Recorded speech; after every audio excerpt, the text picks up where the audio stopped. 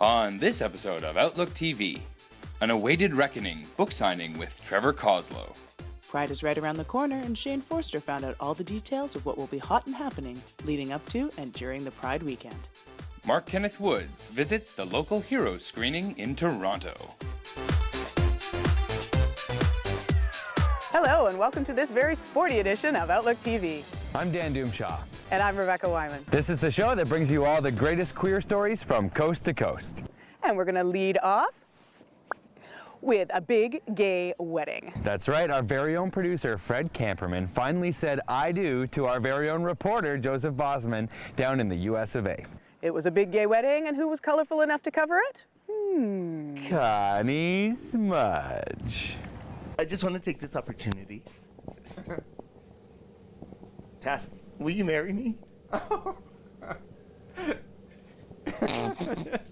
Really? Yes! Oh. As they love transportation, it's all started on a gondola from peak to peak. And now they arrive in a 1947 Ford Packard.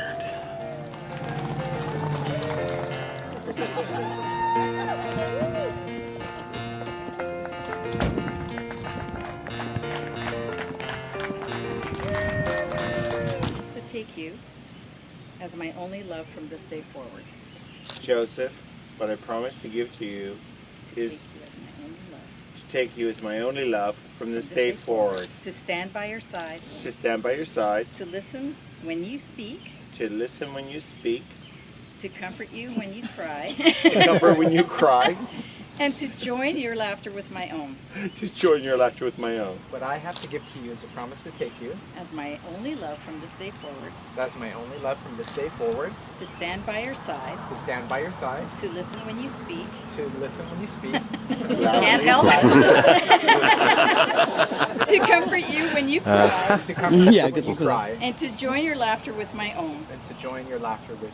Take this ring and be a part of my life forever. Take this ring and be part of my life forever. After the official ceremony, the party begins.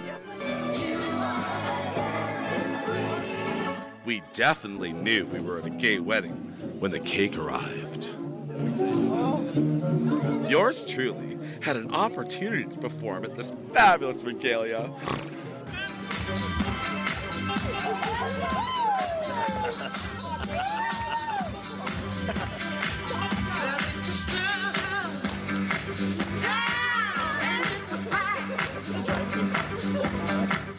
A special gift for his love.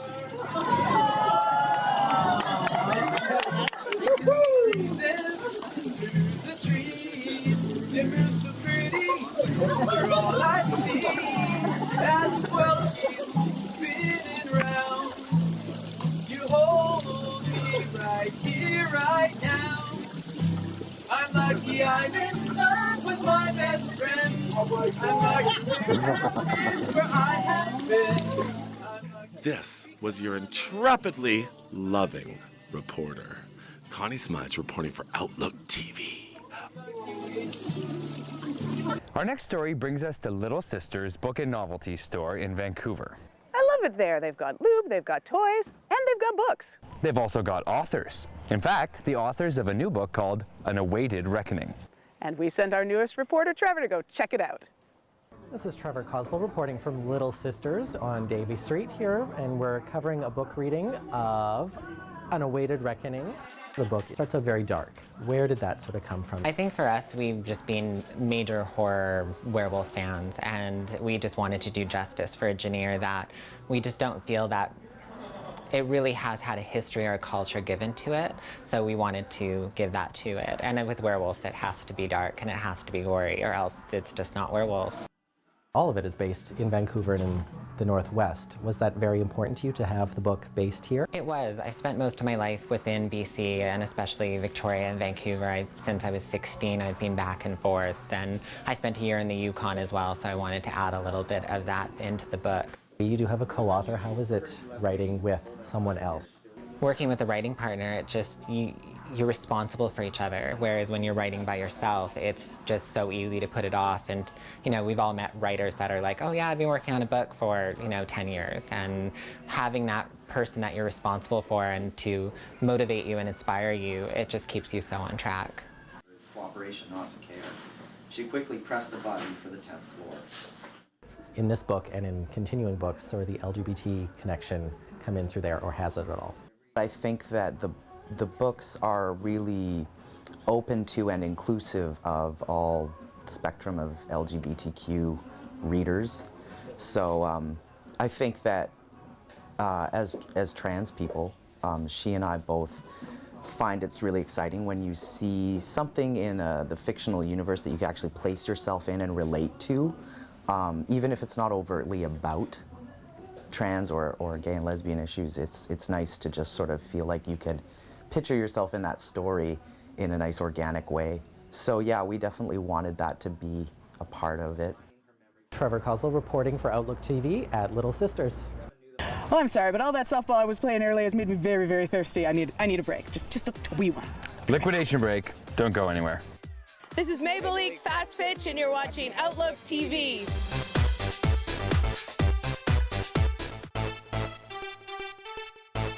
The search for the next Mr. Gay Canada is on.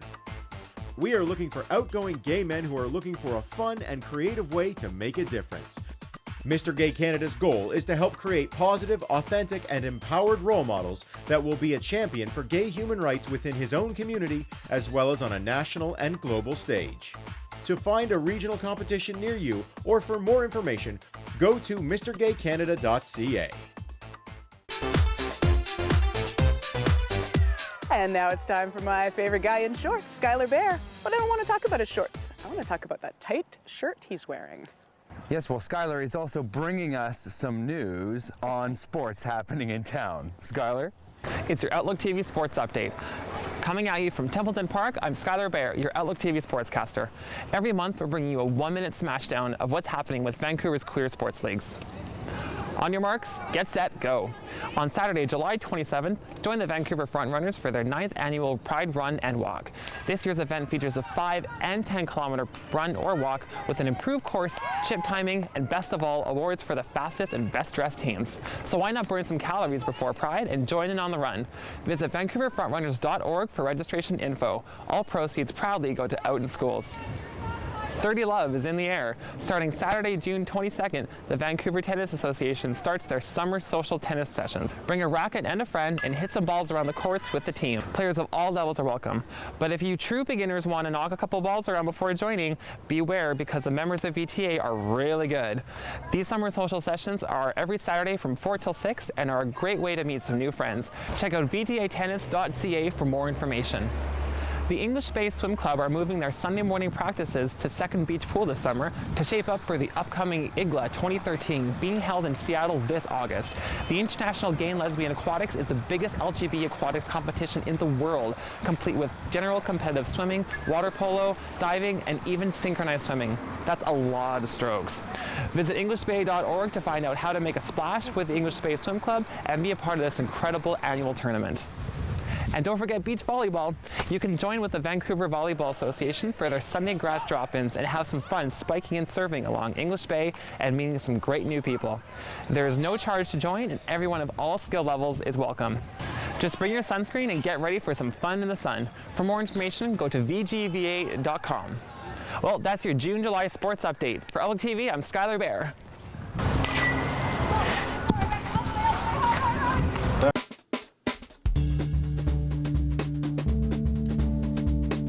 The Momentum Project is a men's health research project which is looking at how men are having sex with men. The Momentum Project is a 5-year funded study to look at changes in behaviors, attitudes, and beliefs among gay men in Vancouver area as expanded access to antiretroviral therapy in BC rolls out. We're now putting more people onto HIV treatment than ever before, more people are testing for HIV than ever before. And these might change people's attitudes and beliefs about sexual health, about HIV, and that may change their behaviors. A participant would complete a survey that is on our computers that would take about 60 to 80 minutes to complete. It would ask questions about where you live, who you hang out with, some demographics about you, as well as all the sexual behaviors that I've just described, your attitudes and beliefs about sex, your substance use in the past little while, some questions about your mental health. And then when you're all done there, you would see our nurse, and they would do a screening test for all sexually transmitted infections if appropriate. So the rapid HIV test takes about 60 seconds to complete. It involves just a finger prick of blood. And we know almost instantly if a person has antibodies against HIV. And if the test shows that they might have antibodies against HIV, this is called a preliminary positive, and we would forward a full blood test onto the BC Centre for Disease Control, where they would assess an actual diagnosis for HIV. There are a number of incentives, cash and prize incentives for participating in Momentum. The cash incentive is $50 for participating, and we also have 2 draws, a 6-month draw and a 1-month draw. The 1-month draw is for $250 gift card to the Apple Store, and a 6-month draw for a $2,000 gift certificate to the Flight Center. And these are all $10 increment prize tickets. So you can choose any combination of $50 cash or $10 increment prize tickets for either of those 2 draws that I just mentioned. There's also an additional incentive for recruiting guys as well into the study, because we are solely based on peer recruitment, and it's really important for us to continue recruiting guys. So we do offer an incentive to recruit friends from your social or sexual networks.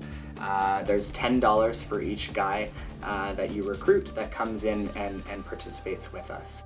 Hey Rebecca, guess who recently turned 20? Okay, you can't ask me questions like that. I'm gonna get a reputation. Friends for Life. Oh, right. I love them. They're a great organization. They celebrated at celebrities, so we sent Angus Prott to catch all the fun. We're here at Vancouver's iconic nightclub Celebrities, where the Friends for Life Society is about to celebrate their 20th year anniversary. Let's go join them and see what's happening. I was here a couple years ago, filming in Toronto. I was doing a Disney Channel movie called Sharpay's Fabulous Adventure.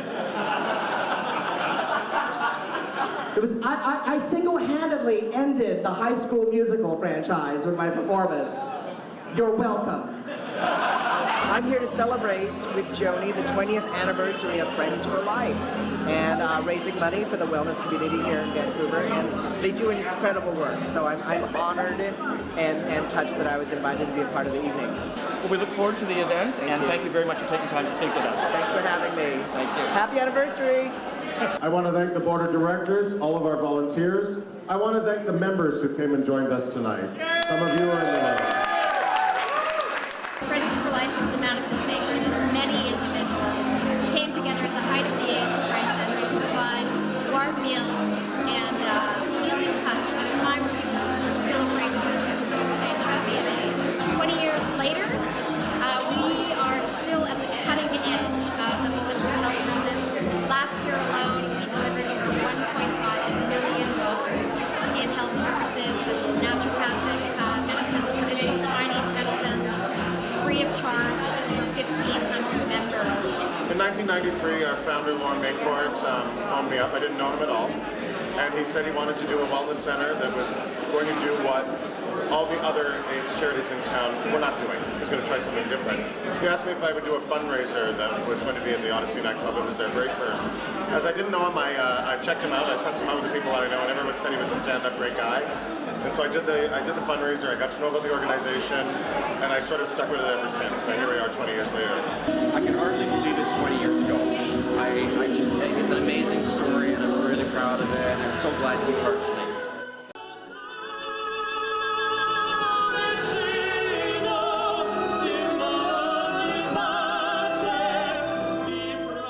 For Outlook TV, this is Angus Prott in Vancouver.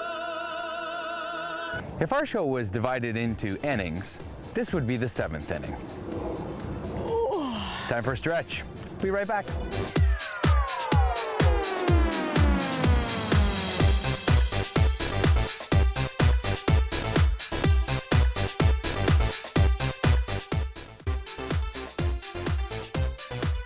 Welcome back.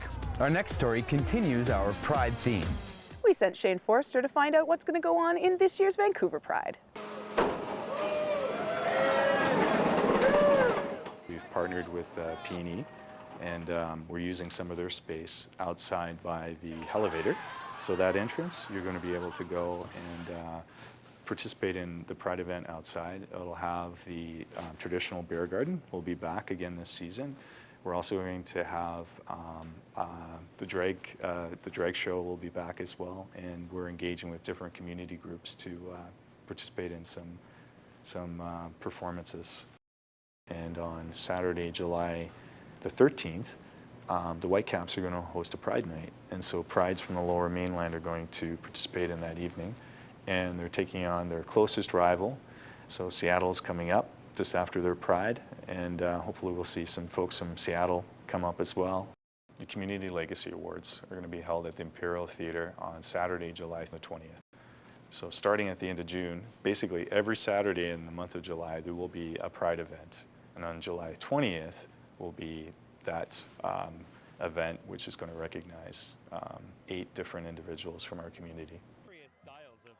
We're partnering with Cycle Vancouver, and which is kind of neat. So you'll see some more information on the vancouverpride.ca site, but you can also check out details at cyclevancouver.ca. And what's neat, it's going to be a 5-kilometer cycle around the city, talking about different events over the last 35 years. So you're going to be cycling and stopping and talking to people? Stopping and talking. So it's one of the events that Cycle Vancouver is going to do this season. We've hosted this a number of years in the past. It's Grey and Glamorous, and that's at it's an early social event. It's on Thursday, August the 1st. It starts around 5 p.m. And then as well, we're really happy about this event on Pride Day, Sunday, August the 4th. We're going to have Clean, Proud, and Sober Pride Ball, and it's going to be hosted at the Van City Theatre, and it starts around 6 p.m. It's a sober event for those looking for a drug and alcohol-free party on Pride Night. Well, one of the things that we're always doing is calling for volunteers. It takes a tremendous number of people to make Pride happen, and we need great people to come out to give some time. So there's lots of different ways to contribute. So it doesn't mean it has to be an all-day commitment. You can come and serve for a few hours, and it makes a huge difference. And it just ensures that we're able to produce more and more events year over year. What are the next things that we look at and focus on? And I think that's a real opportunity, just to make sure that there's more education for people within the community and people outside in the broader Vancouver, so we really get to that point where we're not just celebrating Pride in neighborhoods, but we're celebrating Pride throughout the whole city and then beyond the city. And that has to be our future, and that's where we need to move to.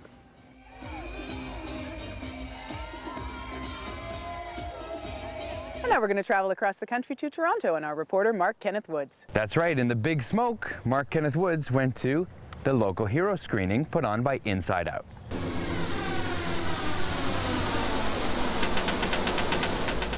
Well, Supernatural is basically about aliens from Venus checking out planet Earth and landing in British Columbia and frolicking in the rainforest of Stanley Park.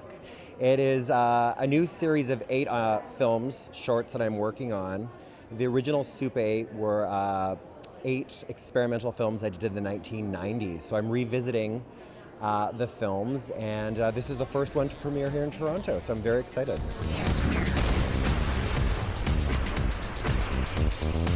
What's the criteria to be a queer film in 2013? Anything is that, I guess, that's not straight or narrow. I think it's very open-ended at this point. Obviously, there's an importance for political films, but I think it's also important to have the fun and frolicky stuff like mine. Yeah, but I didn't know he was bi. He was a lot of things. We both find out at a funeral that we have slept with the same guy, and obviously Jonathan is gay and I am straight in the film, and so we kind of talk about the Kinsey scale and if is anyone actually totally straight or totally gay or bisexual and all that stuff, because I think sometimes you never know who you're actually sleeping with. So I don't know, it gives a nice little twist to it. Did you guys ever do it on Halloween while still in your costumes? No. So you probably never had sex in a graveyard then. A lot of our short films sort of are based on our lives and our experiences as friends and here in Toronto. And, you know, and we've both sort of, you know, dated guys who we didn't know for sure if they were straight or gay. And the character Sean in the film is straight. And so that's sort of, you know, kind of is a joke sort of on, you know, the guys that we've been with. Whoever I know that said they were straight, but really weren't, and vice versa. Yeah. So it's kind of a little. It happens more than you think. Yeah. I guess you could call it a bit of a romantic comedy. It's about two young women, and it's about, you know, kind of the politics of coming out and like celebrity culture, kind of how we look at celebrities like demigods in this day and age. They kind of are outside the normal realm of reality. So. That was the aspect of the film that I thought was really interesting. Can you tell that this whole celebrity sort of coming out, paparazzi following you around?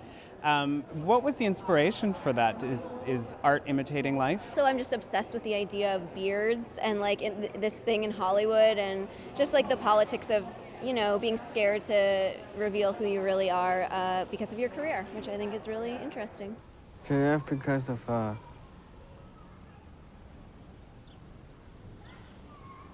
For Dorian is a film about a father who fears a sexual awakening of his disabled son, a teenager with Down syndrome. And it's a slice of life film. It takes place over the course of 3 days. So it's very much about that very first time that this father realizes that his son is not longer a child and a potentially sexually active young man. Tell me, tell me about your friend Marco. What's that do? I don't know.